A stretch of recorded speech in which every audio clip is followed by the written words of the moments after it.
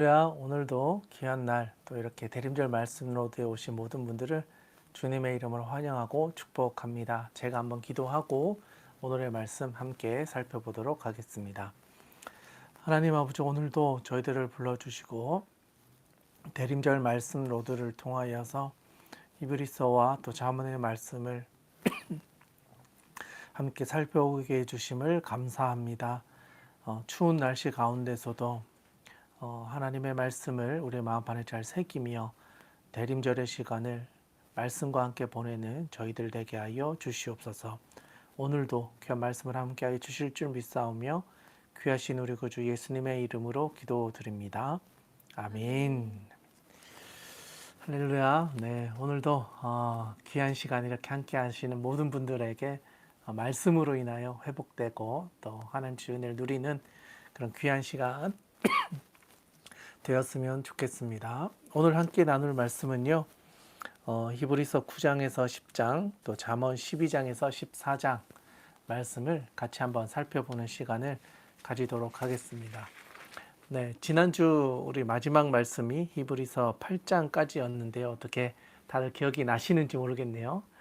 네, 8장에 보시면 새 언약의 대제사장이신 예수님에 대한 이야기를 하면서 이제 새 언약, 이제 옛 언약과 새 언약에 대한 비교를 통해서 새 언약이 더 중요한 언약이다라는 걸 마무리 8장 13절에서 새 언약이라 말씀하셨음에 첫 것은 낡아지게 하신 것이니 낡아지고 쇠하는 것은 없어져 가는 것이니라 라고 하면서 예수님께서 오셔서 맺으신 새 언약, 이 새 언약으로부터 더 큰 하나님의 구원이 임하게 된다.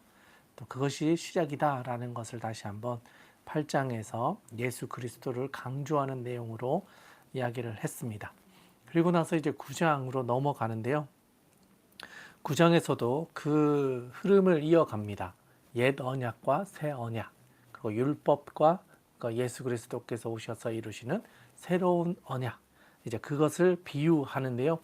특별히 9장에서는 지상의 성소와 또 하늘 성소에 대한 두 개를 이제 비교하면서 지상에 있었던 이 지상 성소는 불완전한 옛 언약에 근거한 것이었다면 하늘에 있는 하늘 성소는 예수 그리스도를 통하여서 완전한 예배로 우리에게 소개되고 있습니다. 한번 보시면요.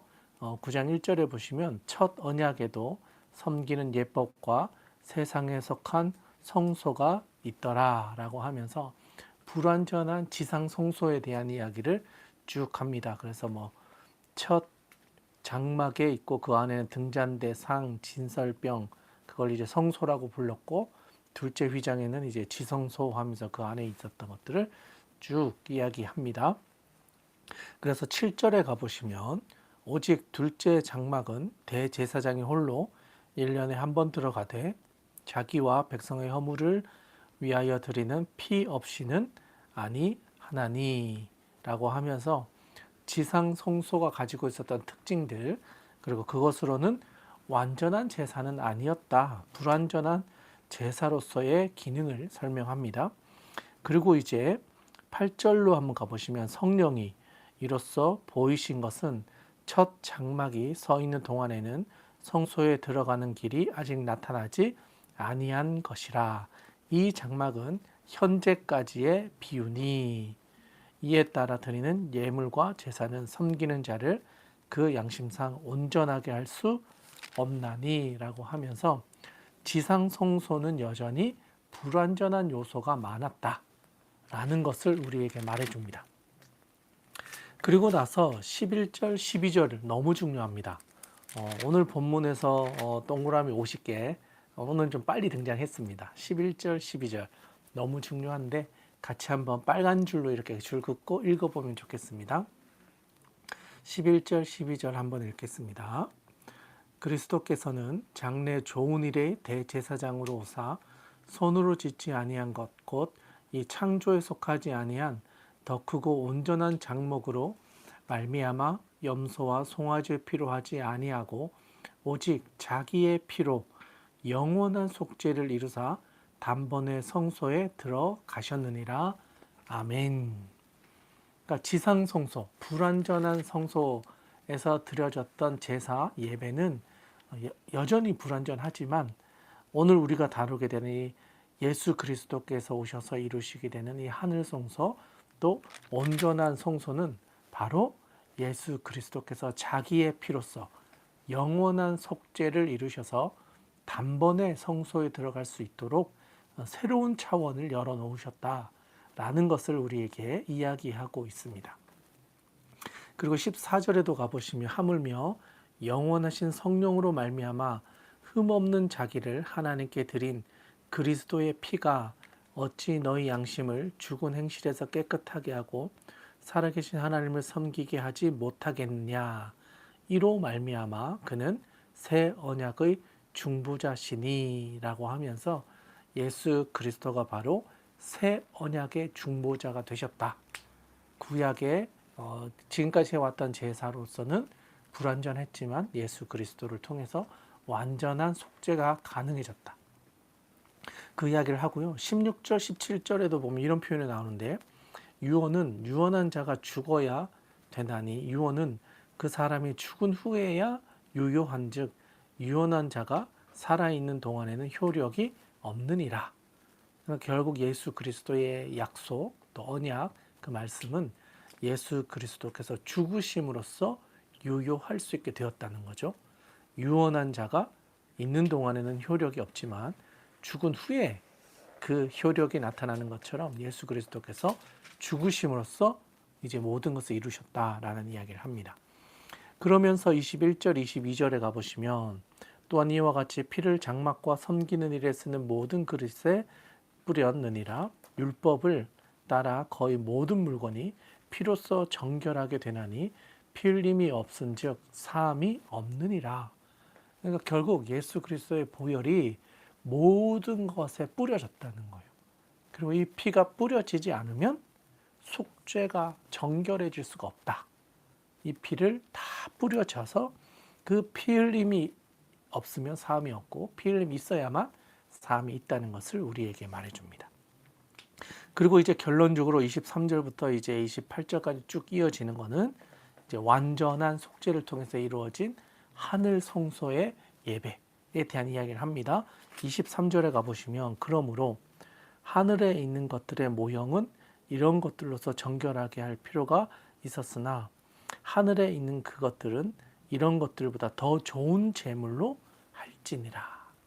그리스도께서는 참 것의 그림자인 손으로 만든 성소에 들어가지 아니하시고 바로 그 하늘에 들어가사 이제 우리를 위하여 하나님 앞에 나타나시고 대제사장이 해마다 다른 것의 피로써 성소에 들어가는 것 같이 자주 자기를 드리려고 아니하실지니 그리하면 그가 세상을 창조할 때부터 자주 고난을 받았어야 할 것이로되 이제 자기를 단번에 제물로 드려 죄를 없이 하시려고 세상 끝에 나타나셨느니라. 아멘.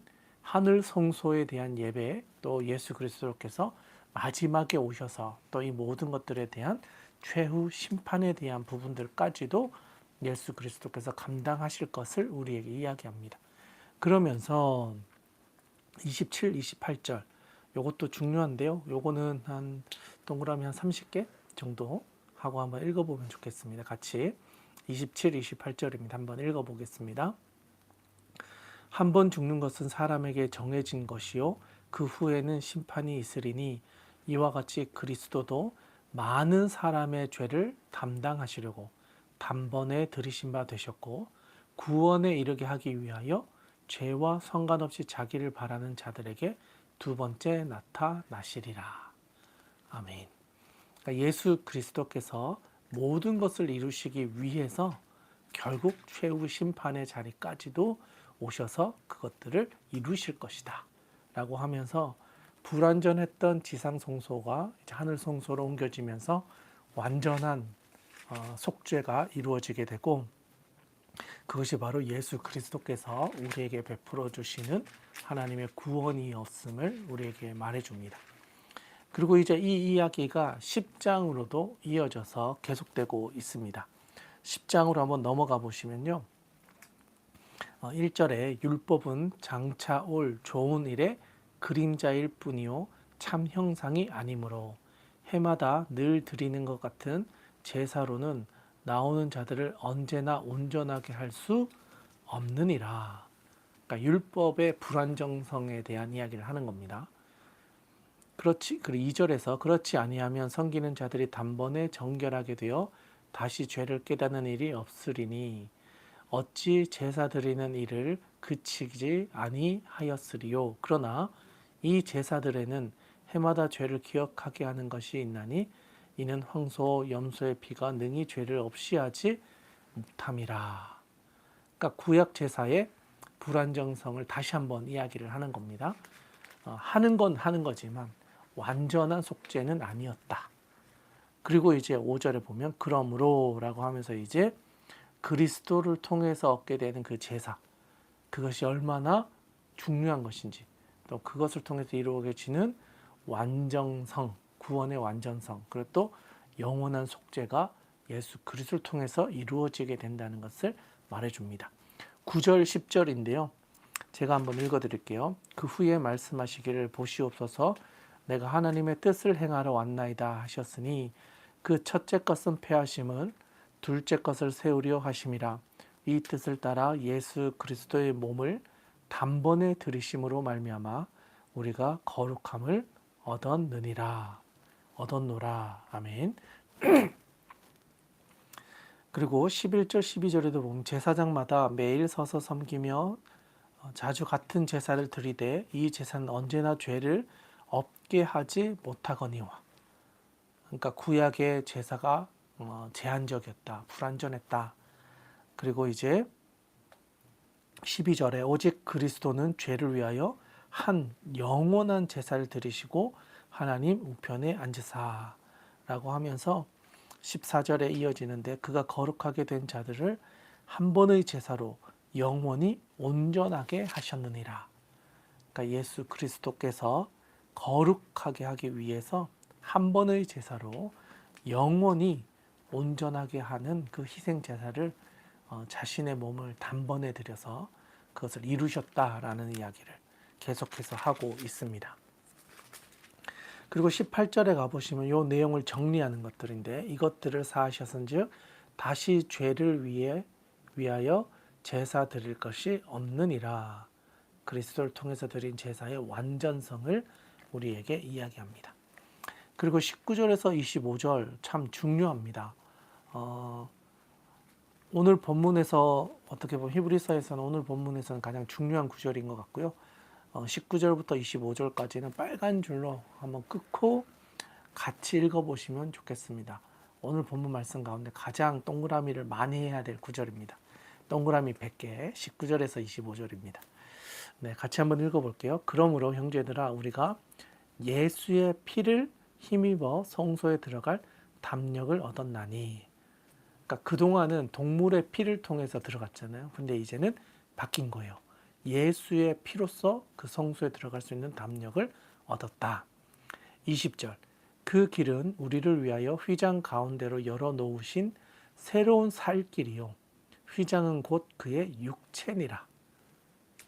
네, 휘장은 예수 그리스도의 몸이다라는 겁니다. 그리고 이것은 새로운 살 길이라는 거예요. 지금과는 다른 우리가 살 수 있는 유일한 길이다.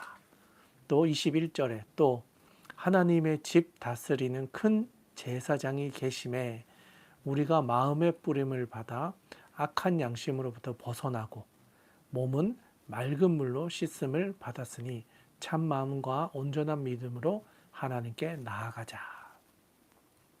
또 약속하신 이는 미쁘시니 우리가 믿는 도리의 소망을 움직이지 말며 굳게 잡고 서로 돌아보아 사랑과 선행을 격려하며 모이기를 피하는 어떤 사람들의 습관과 같이 하지 말고 오직 권하여 그날이 가까움을 볼수록 더욱 그리하자. 아멘. 그러니까 19절에서 25절은요. 예수 그리스도를 통해서 우리가 구원을 받게 되었고 새로운 살 길을 얻었기 때문에 우리가 살아가야 할 새로운 삶의 방식, 그것은 바로 믿음으로 예수 그리스도가 우리의 삶의 주인 되심을 믿고 고백함으로 우리의 마음과 몸과 모든 것들 하나님 앞에서 거룩하게 해야 될 필요가 있고, 또한 소망으로 살아가야 되고, 특히 24절에 보면 서로 돌아보아 사랑과 선행을 격려하며, 그러니까 이 믿음의 길을 혼자 갈 수 없기 때문에 서로가 서로를 돌아보고 사랑과 선행으로 격려하고, 또 너무 중요하죠. 25절 모이기를 피하는 어떤 사람들의 습관과 같이 하지 말고, 그러니까 서로 모이라는 거죠. 그리스도 안에서 모여서 서로가 형제 자매 되어서 새로운 가족과 같은 공동체를 세워가고, 네 거 내 거를 따지는 것이 아니라 그리스도 안에서 하나가 되어서 서로를 사랑과 선행으로 챙겨라. 그리고 그 날이 가까움을 볼수록 더욱 그리하자. 그러니까 예수 그리스도께서 재림하셔서 이 땅을 심판할 때가 다가오고 있다는 것을 우리가 잊지 말고, 앞으로 살아가는 동안이 세월이 더 악해져 갈 때 우리는 그 날을 보면서 오히려 더 모이고 기도하고 믿음으로 살아가고 서로 권하고 그 일을 해 나아가야 한다라는 사실을 우리에게 말해줍니다. 성도의 기본 자세, 성도가 이 땅 가운데서 어떻게 살아가야 하는지를 우리에게 말해주는 아주 중요한 구절이라고 할 수 있겠습니다. 네, 그 말씀이 끝나고요. 26절 이하에 보면 배교에 대한 경고의 말씀도 이어집니다. 네, 26절에 보면 우리가 진리라는 지식을 받은 후 짐짓 죄를 범한 즉, 이제 그 뒤에부터 쭉 나오는 거는요. 우리가 그 귀한 복음을 들었고 예수 그리스도가 우리를 위해 죽으시고 살아나시고 우리를 속죄해 주셨는데, 우리가 고난과 어려움과 불편함들을 만났을 때 두려워하고 도망가고 하나님을 잊어버리는 것, 그걸 주의하라는 이야기를 하는 겁니다. 29절, 이건 참 그 당시의 현실을 보여주는 구절이라고 할 수 있겠는데요. 29절에 보면 하물며 하나님의 아들을 짓밟고 자기를 거룩하게 한 언약의 피를 부정한 것으로 여기고 은혜의 성령을 욕되게 하는 자가 당연히 받을 형벌은 얼마나 더 무겁겠느냐 너희는 생각하라. 원수 갚는 것이 내게 있으니 내가 갚으리라 하시고, 또 다시 주께서 그의 백성을 심판하리라 말씀하신 것을 우리가 아노니, 살아계신 하나님의 손에 빠져 들어가는 것이 무서울진저 전날에 너희가 빚을 받은 후에 고난의 큰 싸움을 견디어낸 것을 생각하라.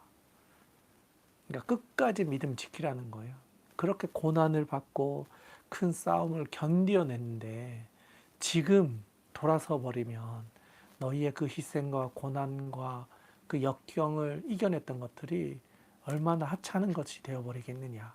끝까지 그 믿음을 지켜라 라고 하는 당부도 이어지고 있습니다. 그래서 35절부터 39절에도 보면요, 이렇게 이야기합니다. 35절 그러므로 너희 담대함을 버리지 말라. 이것이 큰 상을 얻게 하느니라. 너희가 인내가 필요함은 너희가 하나님의 뜻을 행한 후에 약속하신 것을 받기 위함이다. 그러니까 끝까지 믿음을 지켜라. 인내해라. 그것은 하나님께서 주시는 약속을 받게 되는 것이다 라고 하는 이야기를 합니다. 그러면서 38절에 나의 의인은 믿음으로 말미암아 살리라. 또한 뒤로 물러가면 내 마음이 그를 기뻐하지 아니하리라. 그러니까 의인은 믿음으로 말미암아 산다. 죽더라도 믿음으로 살아라. 물러나면 그것이 오히려 내 마음의 기쁨이 아니다 라고 이야기를 하는 거죠. 그렇기 때문에 39절 결론적으로 이야기합니다. 우리는 뒤로 물러가 멸망할 자가 아니요 오직 영혼을 구원함에 이르는 믿음을 가진 자니라. 아멘. 끝까지 믿음을 지켜서 멸망할 자가 되지 마라. 그리고 믿음으로 그것을 견디어내라 라고 하는 이야기를 하는 것입니다. 네, 히브리서 10장에서는요. 그래서 믿음으로 이어지게 되는 아주 중요한 이야기를 했고요. 다음 11장에서는 바로 그 믿음이 무엇인지를 우리에게 구체적으로 설명하는 내용이 등장합니다.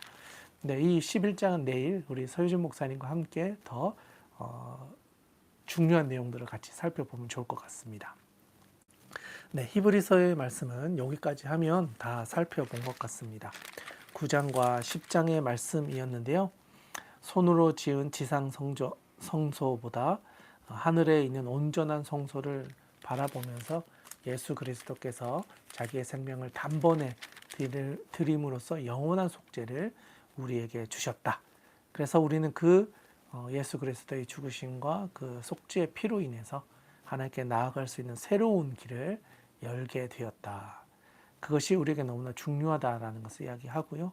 그리고 구약의 제사가 가지고 있는 불완전성을 이야기하면서 그리스도를 통해서 드리는 제사, 그리스도를 통해서 드리는 예배가 얼마나 귀한 것인지, 또 그 제사가 주는 완전성과 또 영원한 하나님의 속죄가 그곳에 담겨져 있기 때문에 예수의 피를 힘입어서 담력을 얻어서 성소로 나아갈 수 있게 되었고, 그 소망을 가지고 어떤 환난과 어려움이 있더라도 끝까지 견뎌내라.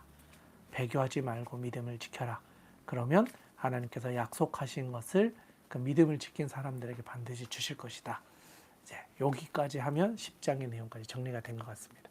그리고 나서 11장은 내일 서유준 목사님과 함께 하도록 하겠습니다. 이제 잠언으로 한번 넘어가 보겠는데요. 잠언 12장부터 14장까지의 말씀입니다.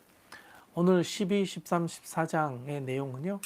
크게 이렇게 보면 의인과 악인이라고 하는 두 사람을 비교하면서 대조, 의인은 어떤, 악인은 어떤, 뭐 이런 내용들을 하면서 의인의 삶과 악인의 삶을 분명하게 다르다라는 것을 우리에게 보여줍니다. 그 내용을 12장, 13장, 14장의 내용을 보면서 한번 같이 살펴보도록 하겠습니다.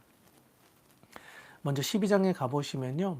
훈계를 좋아하는 자는 지식을 좋아하거니와 징계를 싫어하는 자는 짐승과 같으니라 라고 하면서 의인과 악인, 훈계를 좋아하는 자, 징계를 싫어하는 자, 그런 이제 어떻게 보면 두 그룹으로 나누어서 그들에게 나타나는 특징들을 우리에게 잘 보여주고 있습니다. 2절에도 보면 선인, 또 악을 꾀하는 자, 또 3절에도 보면 의인의 뿌리, 또 악으로 굳게 서지 못하고 이런 이야기. 특히 이제 4절에는 이런 표현이 나오는데요.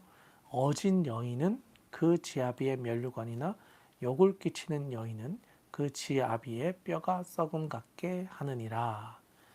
그러니까 여기에는 이제 어진 여인과 욕을 끼치는 여인, 그러니까 의인과 악인에 대한 구분인데 이렇게 표현이 좀 달라지기도 합니다.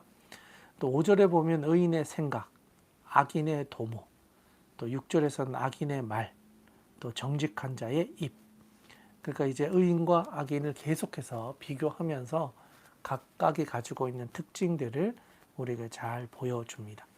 그래서 보니까요, 1절부터 8절까지는 의인과 악인의 어떤 인격적인 부분이나 생활의 어떤 삶의 모습들을 비교를 통해서 그 결과가 어떻게 나타나고 있는지를 대조로 우리에게 보여준다 할 수 있겠습니다. 그리고 9절부터 12절까지의 내용을 보면요. 거기서는 이제 재물을 소재로 해서 의인과 악인이 재물에 대해서 어떻게 반응하는지를 또 보여주는 것 같습니다. 9절에서 12절에 보면 특별히 9절에서는 비천히 여김을 받을지라도 종을 부리는 자. 네. 또 이제 10절에 가보면 의인은 자기의 가축의 생명을 돌보나 악인의 긍휼은 잔인하다. 그러니까 재물, 소유, 그가 가지고 있는 어떤 것들에 대한 이야기를 합니다. 11절에는 토지를 경작하는 것. 네, 그런 이야기들 나오고 있고요. 13절 이하로 이렇게 보시면 이제 말에 대한 이야기가 많이 나옵니다. 잠언에서는 말에 대해서 아주 강조하고 있는데요. 말이 가지고 있는 힘, 그리고 입술이라고도 표현되는데 말, 입술, 그리고 이제 그런 것들이 어떤 결과를 우리에게 미치는지를 또한 말해줍니다. 13절에 보면 악인은 입술의 허물로 말미암아 그물에 걸려도 의인은 환난에서 벗어난다. 또 14절에서는 사람은 입의 열매로 말미암아 복록에 족하며 그 손이 행하는 대로 자기가 받는다. 네. 또 16절에 가보시면 미련한 자는 당장 분노를 나타내거니와 슬기로운 자는 수욕을 참는다. 17절에 진리를 말하는 자는 의의를 나타내어도 거짓 증인은 속이는 말을 한다. 그러니까 말과 혀, 이제 그런 표현들을 통해서 의인과 악인들이 보여주는 결과들, 그가 그것을 어떻게 사용했는지에 대한 이야기가 계속해서 나오는 거죠.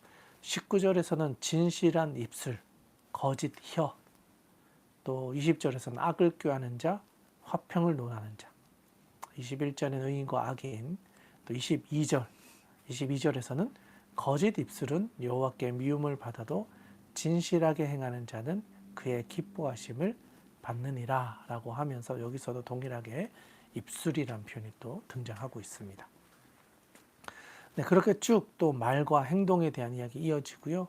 그리고 26절부터 28절은 그러한 사람들의 결과, 결론, 그들의 인생의 열매가 뭔지를 또 표현하는데 26절에 보면 의인은 그 도시의 인도자가 되다 악인의 소행은 자신을 미혹하느니라.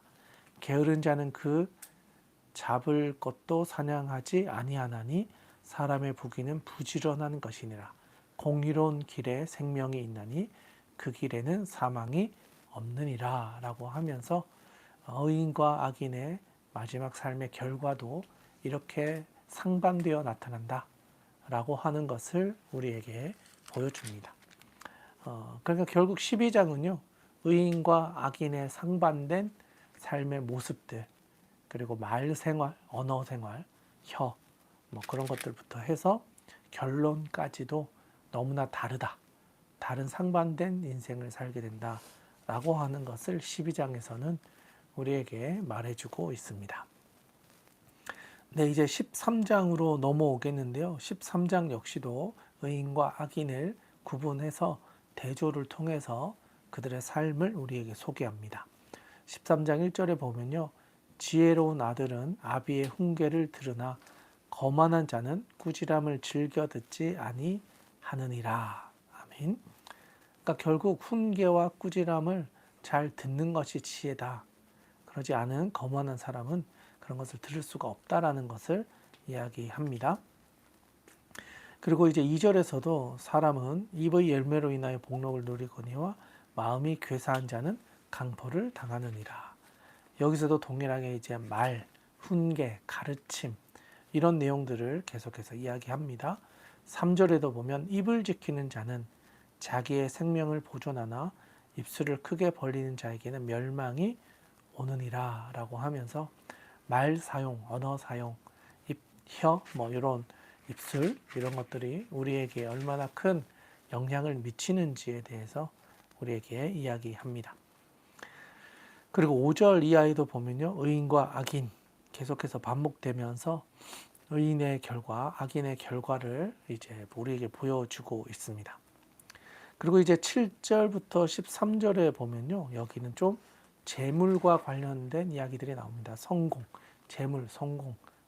이제 특별히 이제 7절에 가보시면 스스로 부한 채 하여도 아무것도 없는 자가 있고 스스로 가난한 채 하여도 재물이 많은 자가 있느니라 라고 하면서 자기가 가지고 있는 재물을 자랑하는 사람과 자랑하지 않는 사람에 대한 이야기 하고 있고요. 또 9절에서 의인의 빛은 환하게 빛나고 악인의 등불은 꺼져간다. 그리고 교만에는 다툼만 일어날 뿐이라 권면을 듣는 자는 지혜가 있느니라. 그리고 12절에 소망이 더디 이루어지면 그것이 마음을 상하게 하거니와 소원이 이루어지는 것은 곧 생명나무라. 말씀을 멸시하는 자는 자기에게 패망을 이루고 계명을 두려워하는 자는 상을 받느니라.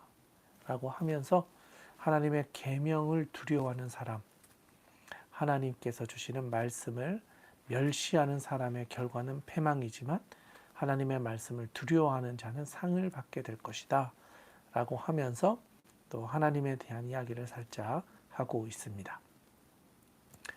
네, 그리고 이제 14절 이하에서도 보면 지혜자와 우매자, 이웃에게 끼치는 상반된 결과에 대한 이야기를 합니다. 이제는 자기 인생을 넘어서 주변에 있는 이들에게 어떤 영향을 미치게 되는지를 이야기하는 거죠. 14절에 보면 지혜 있는 자의 교훈은 생명의 샘이니 사망의 그물에서 벗어나게 한다. 선한 지혜는 은혜를 베푸나 사악한 자의 길은 험하다. 또 16절에서 무릇 슬기로운 자는 지식으로 행하거니와 미련한 자는 자기의 미련한 것을 나타낸다. 악한 사자는 재앙에 빠져도 충성된 사실은 양약이 되느니라.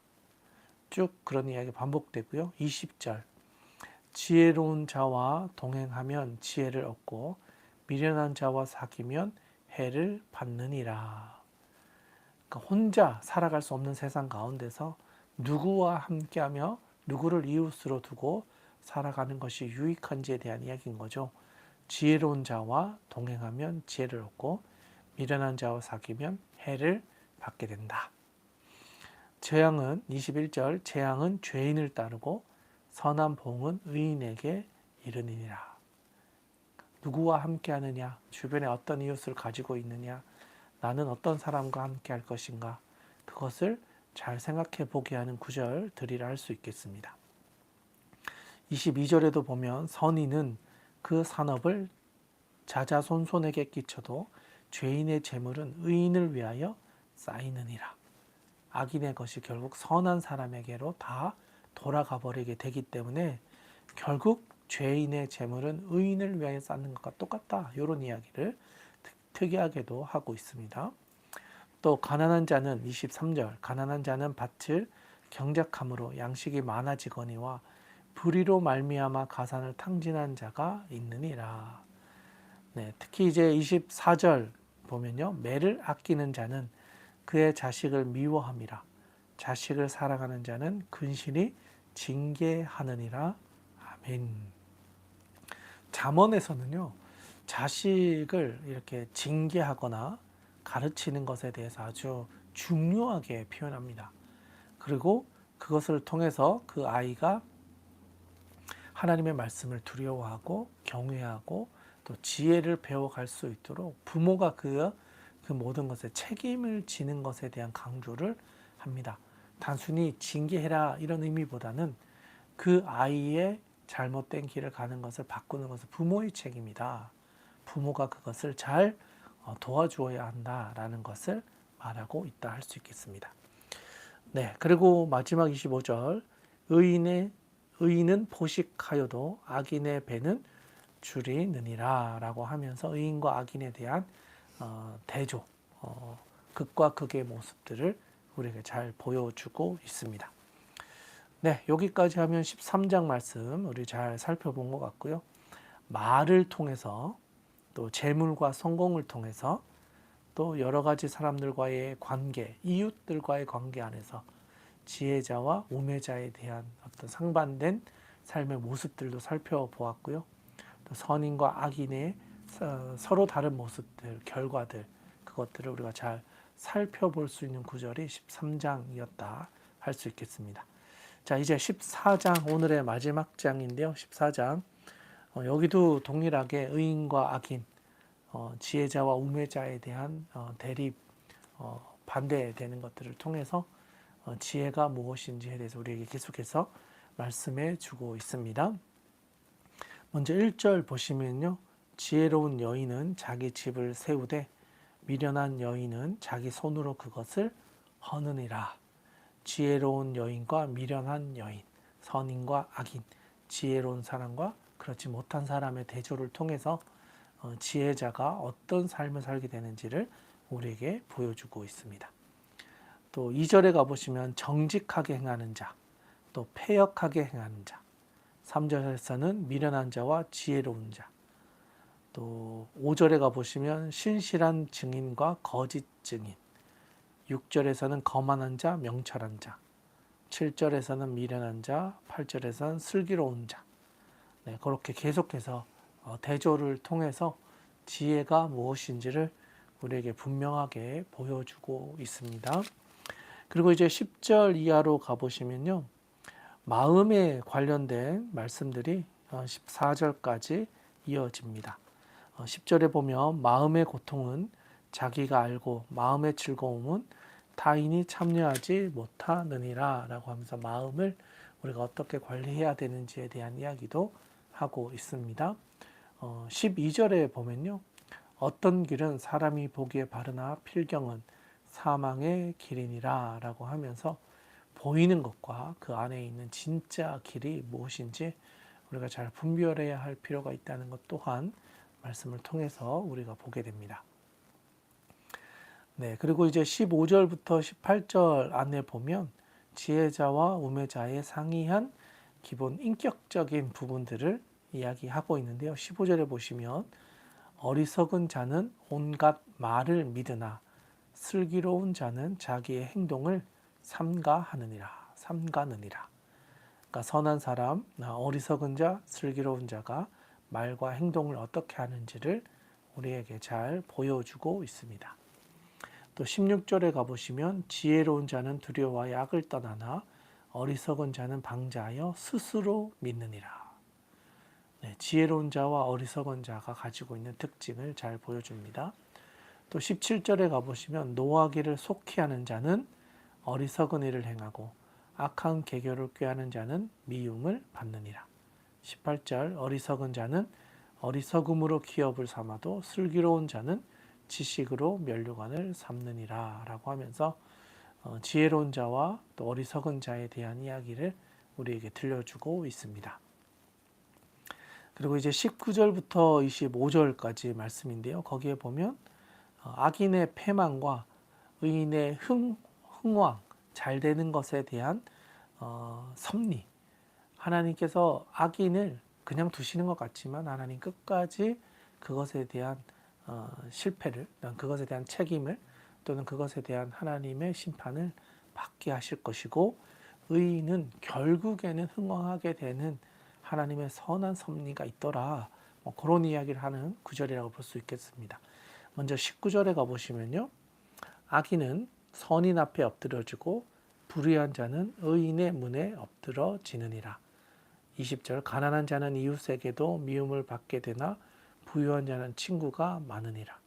21절 이웃을 업신여기는 자는 죄를 범하는 자요 빈곤한 자를 불쌍히 여기는 자는 복이 있는 자다. 또 22절에 악을 도모하는 자는 잘못 가는 것이 아니냐. 선을 도모하는 자에게는 인자와 진리가 있으리라.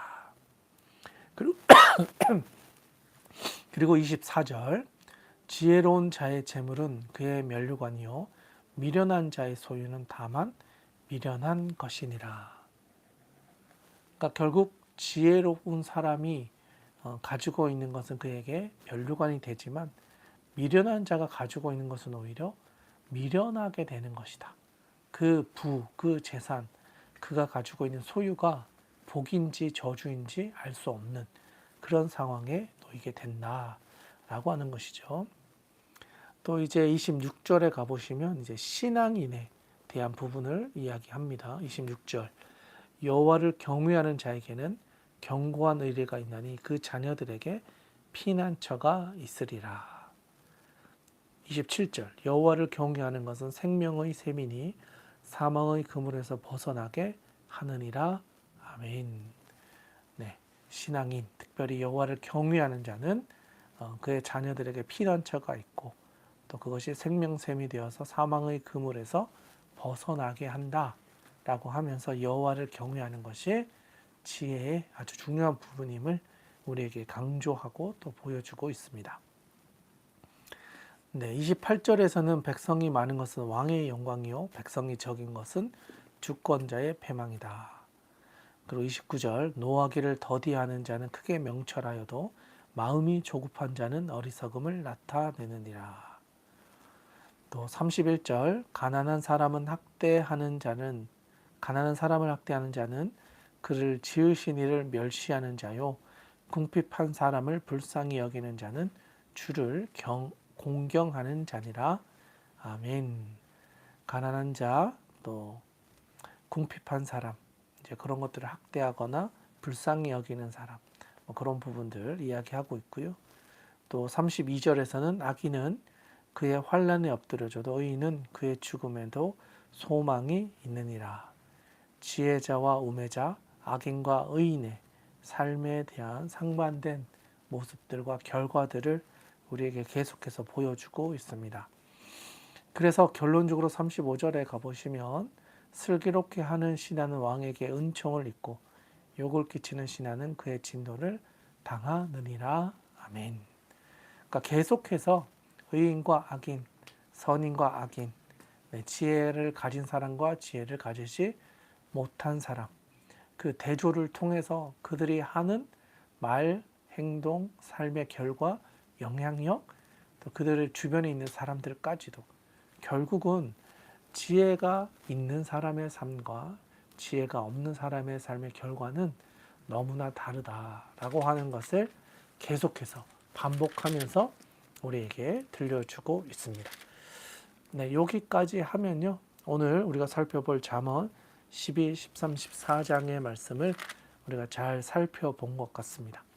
아마 읽어보시면 이 정도는 내가 들어본 것 같은데 하는 구절들도 꽤 있을 거고요. 그런데 어쨌든 오늘은 대조를 통해서 의인과 악인, 지혜자와 우매자에 대한 내용을 통해서 우리는 어떻게 살아가야 될 것인가, 나는 정말 지혜 있는 사람의 삶을 살고 있는가, 스스로에게 질문해 보면서 잠언에서 말하고 있는 지혜를 우리가 좀 배워가면서 살아갔으면 좋겠습니다. 저는 개인적으로 말에 대한 이야기가 참 많이 나오고 있는 것을 보면서 이 땅에 살아가는 우리 성도들, 그리스도인들이 말로 사람을 살리기도 하고 죽일 수도 있다. 그렇기 때문에 특히 이제 그리스도인이라고 하는 우리들은 이 언어 생활에 있어서 아주 주의해야 된다. 조심해야 된다. 먼저는 그 말이 나를 죽이기도 하고요. 또 가장 가까운 사람들을 죽이기도 합니다. 가족들, 내가 사랑하는 사람들, 그들에게 오히려 살리는 말, 그들에게 소망을 주고 위로를 주고 힘을 주는 말, 그런 언어 생활, 그런 말을 통해서 여러분의 혀의 지혜를 배워가는 그런 인생을 살아갈 수 있기를 주님의 이름으로 축복합니다. 네, 여기까지 하면요. 오늘 히브리서와 잠언의 말씀을 다 살펴본 것 같습니다. 히브리서에서는 이제 믿음에 대한 이야기가 시작되었고요. 잠언에서는 지혜, 혀의 지혜에 대한 이야기를 살펴보았습니다. 또 한 주를 살아가실 텐데요. 믿음으로 여러분의 삶의 자리를 잘 이겨내시고 또 고난과 어려움이 있다 할지라도 소망을 가지고 그리스도 안에서 서로 사랑하고 교제하고 모이기를 힘쓰면서 하나님께서 주신 이 은혜의 삶을 매일을 기쁨으로 주와 함께 즐겁게 걸어갈 수 있는 주하길교회 모든 성도님들 되셨으면 좋겠습니다. 한 주도 또 잘 살아가시고요. 또 내일 또 계속 되니까 우리 소유준 목사님과 함께 다음 말씀으로 또 만나서 계속 대림절 말씀으로들 함께 해주시면 감사하겠습니다. 제가 한번 기도하고요. 오늘 모임 마치도록 하겠습니다. 하나님 감사합니다. 오늘 진행된 대림절 말씀으로들을 통하여서 히브리서의 말씀과 잠언의 말씀 우리의 마음판에 잘 새기게 해 주시고 말씀을 통독해 가고 또 따라 읽어 가면서 오늘의 말씀이 내 삶의 위로가 되고 또 살아갈 수 있는 귀한 새겨지는 말씀 펀치의 말씀이 되어서 한 주를 살아갈 때, 매일을 살아갈 때 말씀이 나를 지켜주시는 그 하나님의 은혜를 누리게 하여 주시옵소서. 끝까지 함께 해주셔서 대림절 말씀으로들을 완주할 수 있는 우리 주하길교회 모든 성도님들, 온라인으로 함께 하시는 모든 분들 될 수 있도록 주님 우리의 삶 가운데 함께하여 주시옵소서. 오늘도 함께해 주실 줄 믿사오며 거룩하신 우리 구주 예수님의 이름으로 기도드리옵나이다. 아멘. 네, 모두들 수고 많으셨습니다. 오늘 하루도요 말씀으로 잘 마무리하시고 내일 또 주와 함께 즐겁게 새 하루를 시작하신 여러분 되셨으면 좋겠습니다. 모두들 수고 많으셨습니다. 내일 서유주 목사님과 함께 하도록 하겠습니다. 수고하셨습니다.